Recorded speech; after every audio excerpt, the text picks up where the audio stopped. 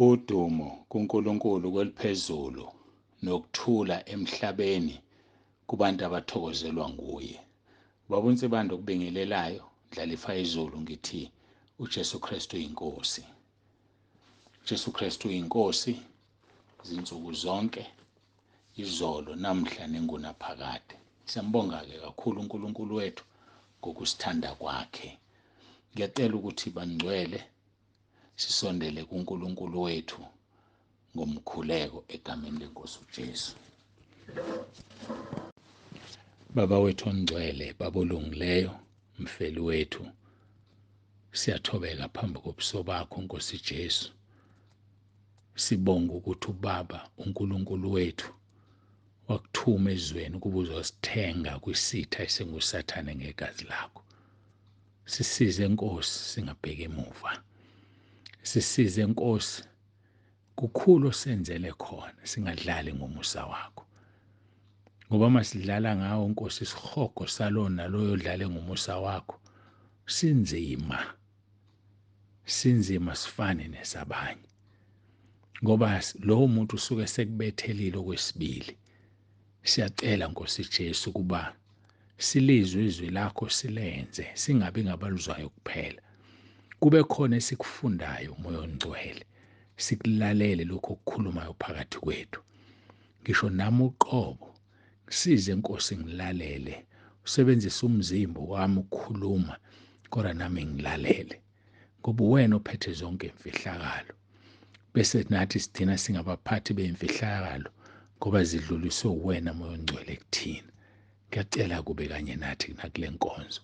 Uzambule, ukhulume, usikhulise kumoya. Ukuba kumbe singakubamba lokho esakubanjelwayo, ukuvuka kwabafileyo. Sifinyelele ekulazeni iqiniso. Siyabonga ngoJesu Kristu inkosi ephilayo. Amen. Siyambonga-ke uNkulunkulu wethu kakhulu bangcwele ukuthi siphinde sihlangane futhi namhlanje. Siyathokoza nje siyibona insuku zePhasika ziyasondela. Ngiyajabula ukuthi abanye benu engingabazi ngizobabona. Nengibaziyo Nkosi yami nibaningi kakhulu, ngixolele mangingasakuboni. Kodwa ngizogcina sengikwazi. Ungasabi ukuziletha, uzi-introduce ukuthi ungubani. Ngikwazi. Kodwa futhi nangokuzayo uma ufanele usho, futhi ungaphoxeki mangithi ngicela ungikhumbuze. Ngoba iqiniso lithi nibaningi kakhulu, futhi asibonani njalo noma sixoxa njalo. Ngiyambonga kuNkulunkulu kakhulu. Siqhubeka-ke nenkonzo yethu abase-Efesu chapter 6 esithi masiqeda ukumfunda bese siyaqhubekela kulama vesi, siqhubeke nendaba yethu besixoxa izolo. Ngiyacela sifunde abase-Efesu chapter 6 siqale kuvesi 18 sigcine kuvesi 20. Ngokukhuleka konke nokunxusa nikhuleka ngezikhathi zonke ngomoya, kulokho nilinde ngesineke sonke nangokunxusela abangcwele bonke. Ninginxusele nami ukuba ngiphiwe izwi xa ngivula umlomo wami ngize ngishumayele ngesibindi imfihlakalo yevangeli engisithunywa ngalo siboshiwe ngamaketanga, ukuze ngikhulume ngesibindi ngalo njengokuba kufanele ukuba ngikhulume. Siyambonga kakhulu uNkulunkulu wethu usifundisa ukukhuleka ngomoya, ngoba masikhuleka ngomoya izinto ziyenzeka. Yazi masikhuleka ngomoya sigcina singakhuleki ngomoya kuphela, sikhuluma ngomoya. Elinye izinga-ke lelo lokukhonza uNkulunkulu. Khulume ngomoya njalo mawukhuluma ube kumoya. Njalo mawukhuluma ungabi senyameni ube kumoya. Kwenza ukuthi ungoni, kwenza ukuthi ungalenzi iphutha ngoba unjani ukumoya. Khona ubufakazi, angazi uma bungena izolo noma buzongena namhlanje, phela buqala kimi bonke. Engithobekile kakhulu ngizwe umzalwane othi uthe mayeletha inkinga yakhe kimi ngakhuleka, ngase ngimtshela ukuthi akangene emkhosini. Kuthe ngakangeni nokungena emkhosini esayilungiselele yavele yaxazululeka inkinga. Yini le? Kusho ukuthini lokho? kusho ukukhuluma ngomoya. Ukukhuleka ngomoya, phinde ukhulume ngomoya. Ngoba ngizoyibeka nje icace bazalwane ukuthi manje kulukhuni ngasonke isikhathi. Ngiyahlonipha mina ukuthi njalo uma ngikutshela into bese ngithi uNkulunkulu uthi angikutshele ukuthi. uNkulunkulu uthi angikutshele ukuthi, kodwa ngiyacela ukuthi esikhathini esiningi into engisuke ngithi yenze isuke ingaphumi kimi. Abaningi bahlangabezana nalento ngithi zila ukudla, angizele nenkinga umuntu bese ngithi zila ukudla. Umahluko ula, mhlawumbe ake sindlule kulento. Kukhona abantu abayigazi lethu ngamagama esibazalayo, bese bakhona abantu nje abangelona igazi lethu. Now, uma wena ucelela ingane yakho umkhuleko, wena ucelela ingane yakho, ayilona igazi lami, igazi lakho. Mina kufanele ngiyikhulekise uRoma 10 verse 9, okwathiwa ngamkhulekela umuntu engakhulekile uRoma 10 verse 9. Bese ngimtshela ngokuvuma izono. Mayesekhuleka uRoma 10 verse 9 ngimkhulekele, uNkulunkulu aqala ukwenza umsebenzi, kodwa uNkulunkulu obonayo uzobona inhliziyo yabuka ukuthi lo muntu uyilungiseleleni ukuthi aphenduke, noma ufuna ukusizakala abuyele ezonweni. Uyakwazi lokho uNkulunkulu. Kodwa wena enganeni yakho akudingi nanokuthi uzoyishisa uRoma 10 verse 9. Uma nje uzila ukudla, angithi igazi lakho uwuwe lo muntu, uzila ukudla uthi Nkosi, nansi ingane yami iyaphuza, nansi ingane yami idla ama-drugs, nansi ingane yami ibuye ebusuku, noma nansi ingane yami ayiphasi esikoleni, uzila ukudla, uNkulunkulu uzo-acta. Khona umahluko. Mina kufanele esithi mhlawumbe idla ama-drugs iyahlupha, uzoyibamba kanjani? Uzothi nangu baba Nsibande ufuna ukushisa uRoma 10. Yayibona loo nto. Kodwa i-shortcut ukuthi wena ngena emkhulekweni ukhuleke, wena ngena emkhulekweni ukhuleke. Ngethemba siyayizwa lento, siyawuthola umahluko.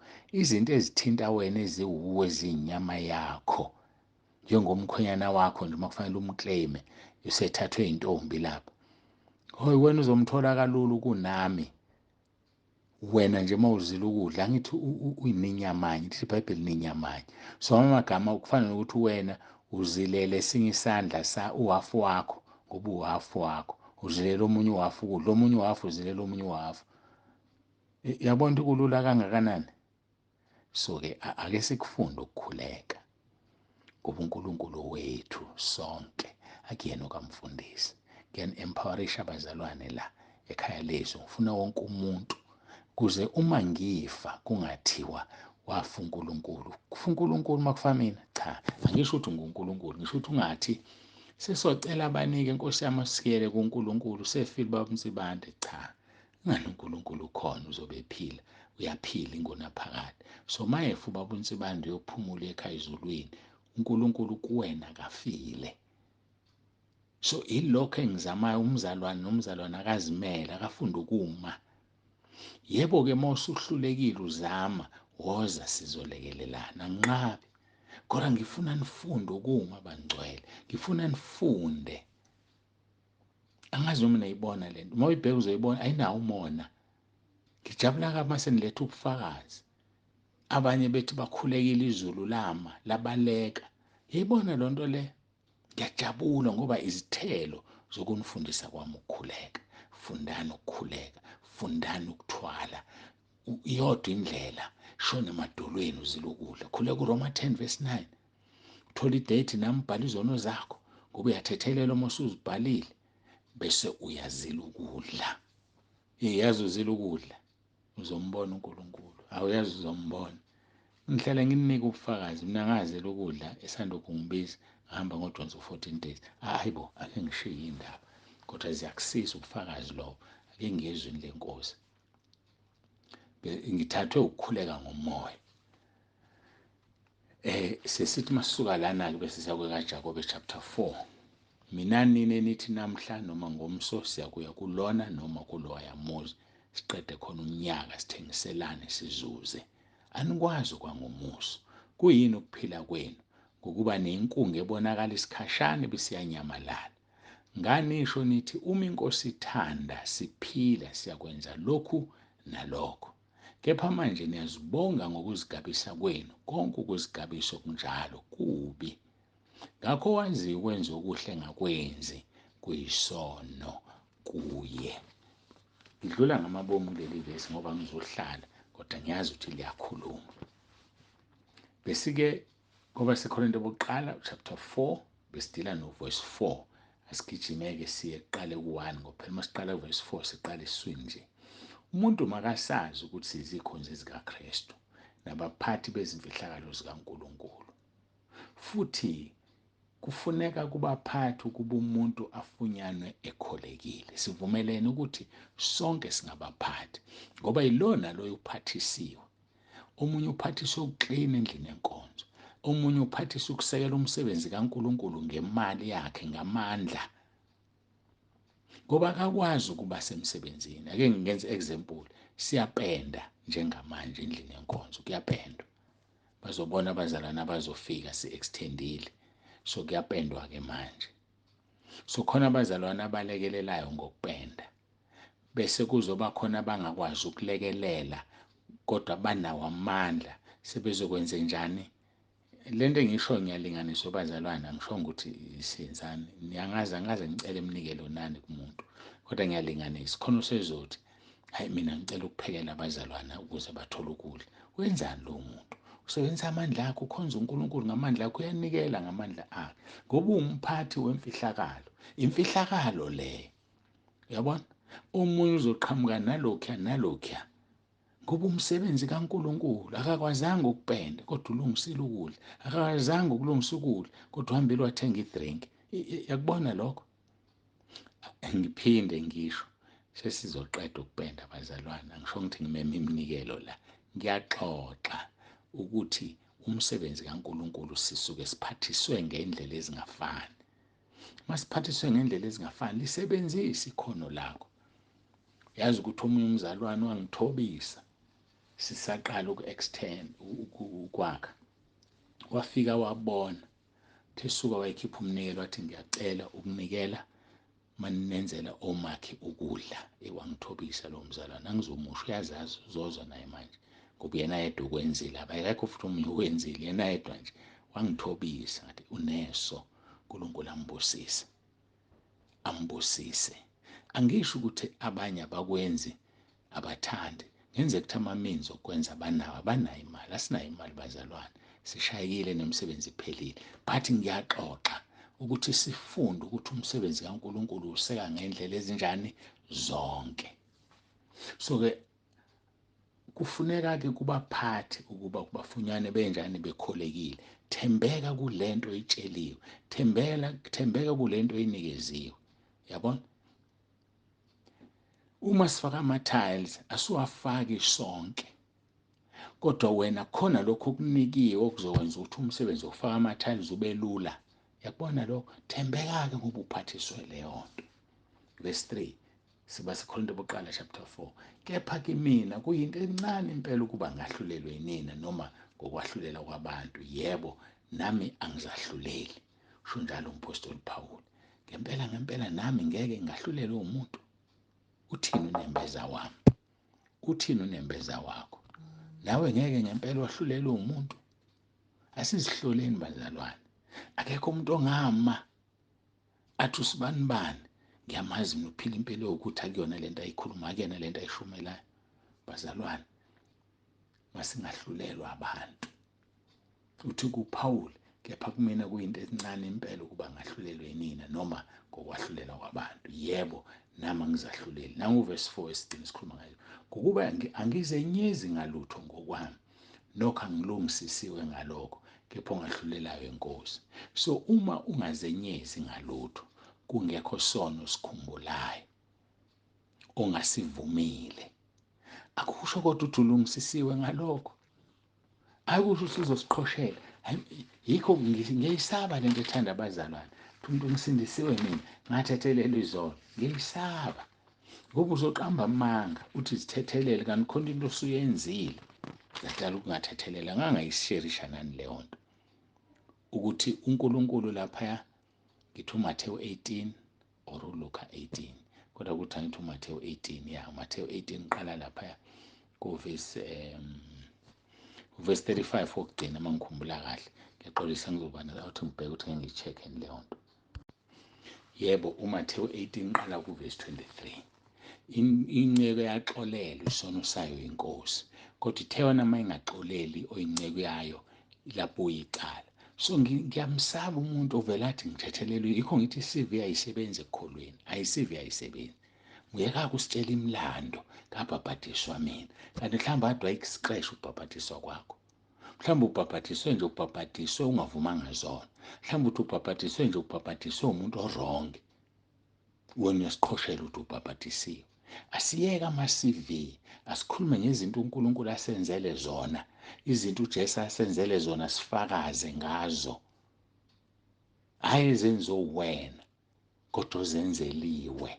Angazi noma siyatholana nibangcwele, isikhathi siyaphela, kodwa ngiyazi ukuthi kuqale kwenzakalani, kuqale ngaba naleya nkulumo. So ufunda uMathewu 18 qala verse 23 uvele ugcine verse 35.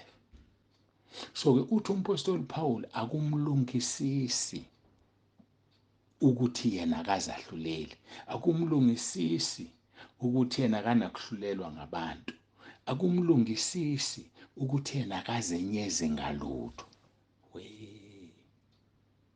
Ukungazenyezi akusho ukuthi ngingcwele, kodwa inkosi engahlulelayo. Yamkhumbula uNkulunkulu wathini kuJobe? Ekhuluma ngoJobe uthi akekho njengaye emhlabeni wonke umuntu ongenasici. Nansi into efunakalayo, vumela uNkulunkulu akhulume ngawe, vumela uNkulunkulu afakaze ngawe. Hayi sizifakazele thina, sibonge lokhu uNkulunkulu asenzele khona, ngoba kunokuqhosha okuthize, kunempakamo ethize. Ngisathi uqala ukuphakama usathane uzokushaya, athi uma sekushayile bese uthi abantu, loyo wayethi, lo wathi wasitshela u1 2 no3 uyini lo? Ngicabanga ukuthi sengisikhokhile mhlawumbe isikhathi esimosekile. Ake ngikhuleke bangcwele, asiguqeni sikhuleke sibonge uNkulunkulu wethu. uNkulunkulu wethu nomusa, siyabonga, udumo lungolwakho lokufanele. Siyabonga kakhulu, siyabonga. Sisize Nkosi, sihlale ezweni lakho, sisize Nkosi, singasuki kulo. Ngiyacela ngoJesu Kristu inkosi ephilayo. Ushilo kuJohn 15 verse 7 wathi uma sihlala kuwe namazwi akhe ehlala kithi, socela esikuthandayo sikwenzele. Okungukuthi masihlala kuwe namazwi akhe ehlala kithi, songena sigijima ezulwini, ngoba sinelungelo, ngoba sihlezi kuwe namazwi akhe ahlezi kithi, ukuthi sithi Nkosi, engikuthandayo ngicela ukungena ezulwini, bese siyakunikwa. Ukhiye sihlezini kuwe, amazwi akho siyawenza ahlezini kithi. Busisa lona loyo Nkosi olalele, Jesu Kristu inkosi. Amen. Nibe nentambama enhle bangcwele. Ngiyaxolisa kakhulu, ngeqe kakhulu 15 minutes. uNkulunkulu akubusise, uNkulunkulu abe nawe, akusikelele. Jesu Kristu inkosi.